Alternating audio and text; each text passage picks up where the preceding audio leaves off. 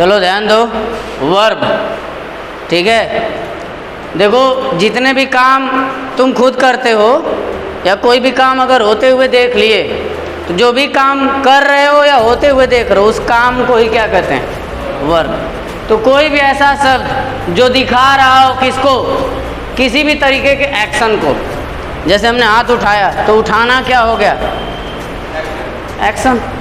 हमने किसी को 2 झापड़ लगा दिया, मारना क्या हो गया, एक्शन। ठीक, दांत चियार रहे हो, हंसना क्या हो गया, एक्शन। भौंकर रहे हो, रोना क्या हो गया, एक्शन। माने जितनी चीज़ें हैं, कोई भी काम है, उठना, जागना, नहाना, धुलना, है ना, हगना, मूतना, सब क्या है, वर्ब है। समझ में आया? अब आगे देखो, काइंड्स ऑफ वर्ब। वर्ब जो है कितने प्रकार की होती है, तो वर्ब मेनली जो है 2 टाइप की होती है। एक होती है फाइनाइट वर्ब और दूसरी क्या होती है, नॉन फाइनाइट वर्ब। ठीक, फाइनाइट वर्ब देखो हिंदी देख लो, सीमित है। नॉन फाइनाइट वर्ब असीमित है। सीमित कैसे ये हो गई, क्योंकि ये डिपेंड करती है किस पे, सब्जेक्ट पे और टेंस पे। फाइनाइट वर्ब किस पे डिपेंड करती है, सब्जेक्ट पे और किस पे, टेंस पे। और जो नॉन फाइनाइट वर्ब होती है वो किसी पे भी डिपेंड नहीं करती। ये फ्री है भाई, हम आज़ाद हैं, हम होंगे आज़ाद। समझ रहे हो ना? तो ये आज़ाद ख्यालों वाली है और ये कैदी है। किसकी कैदी है, सब्जेक्ट और टेंस की। इनके हिसाब से ही इसको रहना पड़ता है। जैसे दांतों के बीच में कौन रहती है, जीभ, तो दांतों के हिसाब से ही रहना पड़ता, नहीं तो कट जाएगा। वही है। और ये उड़ता पंछी रमता जोगी, अपने को किसी से लेना देना नहीं है। एग्जाम्पल से समझते हैं। देखो तो यहाँ पे सब्जेक्ट क्या है, ही है। वांट्स टू प्ले, एस लगा है, माने प्रेजेंट इंडिफिनिट है। ये क्या है, प्रेजेंट इंडिफिनिट।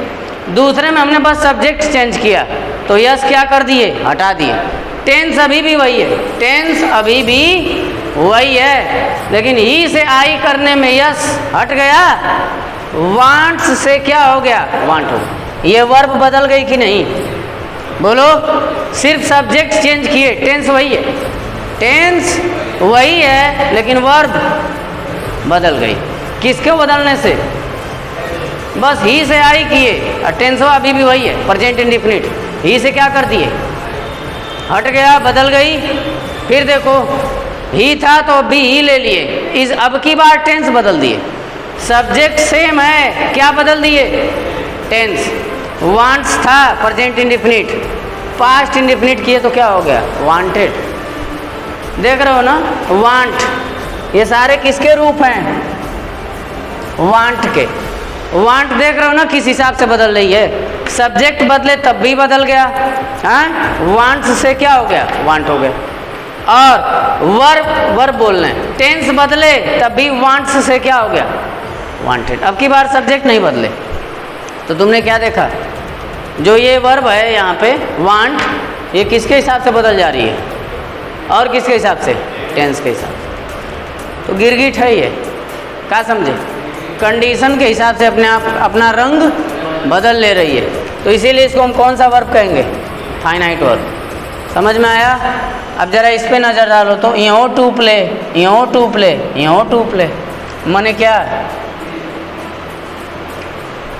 खेलना। सब्जेक्ट बदले तब वो ससुरा हुए, मैं झुकेगा नहीं। टेंस बदल दिए तब भी मैं झुकेगा नहीं। पुष्पा, पी से प्ले, पी से पुष्पा। माने ये जो वर्ब हमने लिखा है ये कैसी वर्ब है, नॉन फाइनाइट वर्ब। मैं झुकेगा नहीं, समझ गए? तो जो झुक गया फाइनाइट वर्ब, जो पुष्पा है वो नॉन फाइनाइट वर्ब। समझ में आया? तो ये वर्ब के 2 टाइप बता दिए, फाइनाइट और नॉन फाइनाइट। अब फाइनाइट के भी टाइप हैं।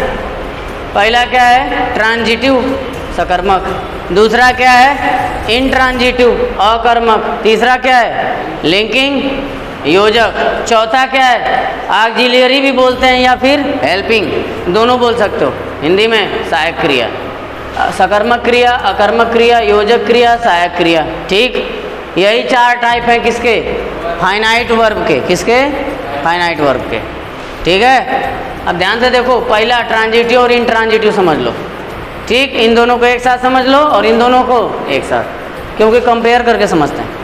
ट्रांजिटिव क्या लिखा है? सकर्मक, कर्म दिख रहा है, कर्म माने ऑब्जेक्ट, हाँ, जिसके ऊपर काम किया गया हो, यानी काम करने से अगर कोई चीज़ प्रभावित हो गई है, समझ रहे हो ना, किसी के ऊपर अगर असर पड़ गया तो जिसके ऊपर असर पड़ा है वही क्या होता है? कर्म।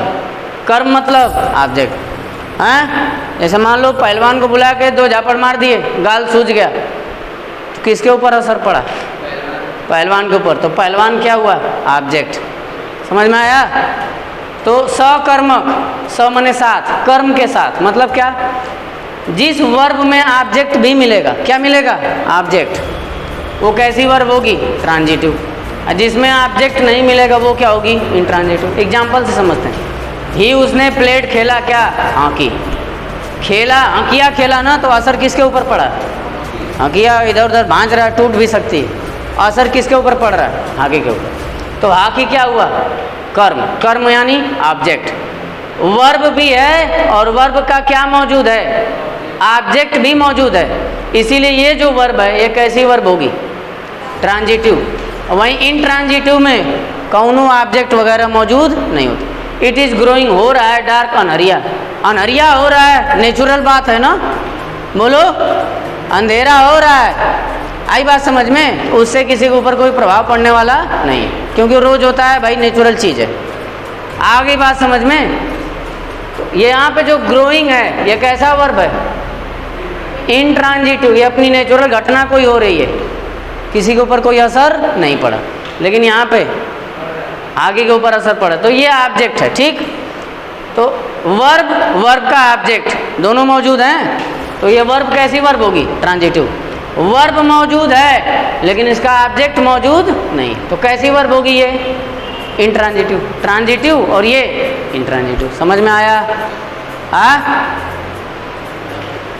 आगे देखो, अब समझते हैं लिंकिंग और ऑक्सिलरी वर्ब। देखो, लिंकिंग वर्ब वो होती है, ठीक है, जो उस शब्द को जोड़ने का काम करती है जिसकी कमी से वाक्य का अर्थ पूरा नहीं लगता है, भाव तुमको पूरा नहीं लगेगा। जैसे हमने लिख दिया ही इज, वह है, आगे सवाल उठ गया, क्या है? अधूरा सा लग रहा है कि नहीं? चोर है, बेईमान है कि नहीं? रोना है क्या? काश मैंने कुछ है ना, ऐसा लग रहा है कि आगे कुछ होना चाहिए था। तो उसी शब्द को ये जोड़ने का काम करेगा, किसके साथ? सब्जेक्ट के साथ। जो वर्ब उस शब्द को जोड़ने का काम करे, किसके साथ? सब्जेक्ट के साथ, जो सेंटेंस को कंप्लीट करता है। सेंटेंस को क्या करता है? कंप्लीट करता है। इस तरह की वर्ब को क्या कहोगे? लिंक। भैया लिंक कर रही है ना, सब्जेक्ट को कंप्लीमेंट के साथ क्या कर रही है? लिंक। अब यहाँ जो भी चीज़ भरोगे उसे हम क्या कहते हैं? कंप्लीमेंट, हिंदी में पूरक। ठीक, पूरक क्या होता है? जो सेंटेंस के भाव को कंप्लीट करे, सेंटेंस के अर्थ को, भाव को, मीनिंग को क्या करे? कंप्लीट करे, उसी को हम क्या कहते हैं? कंप्लीमेंट। अब यहाँ कुछ लगा दो, ये चोर, बेईमान, डाकू, जो भी है ना, कुछ तो हो गया कि नहीं? तो तुमने जो पूरा करने के लिए जो लगाया वही क्या है? कंप्लीमेंट। तो अब कंप्लीमेंट को सब्जेक्ट से जोड़ने का काम कौन कर रहा है? इज। तो यहीं पे जो इज है वो कौन सी वर्ब हो गई? लिंकिंग। यूँ तो इज लिखे हैं, लेकिन यहाँ पे जो इज है वो ऑक्सिलरी वर्ब है, हेल्पिंग वर्ब है। कैसे? देखो, ये मेन वर्ब है, इसमें खेलने का काम हो रहा है, तो ये कौन सी वर्ब हो गई? Main verb. तो इसका मतलब होगा बस कितना? खेल रहा। और इज का मतलब क्या होगा? है। तो खेल रहा में है कौन लेके आया? इज। इज ने इसकी मदद की, इज ने इसकी क्या की? मदद। मेन वर्ब की मदद करने वाली वर्ब को क्या कहते हैं? Helping verb. क्योंकि हेल्प कर रही है, किसकी हेल्प कर रही है? मेन वर्ब की, इसीलिए इसको कौन सी वर्ब कहते हैं? हेल्पिंग वर्ब या फिर ऑक्सिलरी। ये बात ध्यान देना, इसीलिए हम दोनों सेम लिखें, यहाँ भी इज है और यहाँ भी इज है, लेकिन यहाँ कहीं वर्ब नहीं है भाई, ये किसी भी वर्ब की मदद नहीं कर रही है, बल्कि सब्जेक्ट को किसके साथ जोड़ रही है? कंप्लीमेंट। तो जोड़ रही है तो योजक यानी लिंकिंग। इज यहाँ भी है, लेकिन ये किसी को जोड़ ओड़ नहीं रहा है, ये मदद कर रहा है किसकी, मेन वर्ब की। मेन वर्ब में तो बस इतना ही था, खेल रहा, इसमें है कौन लेके आया, समझ गए।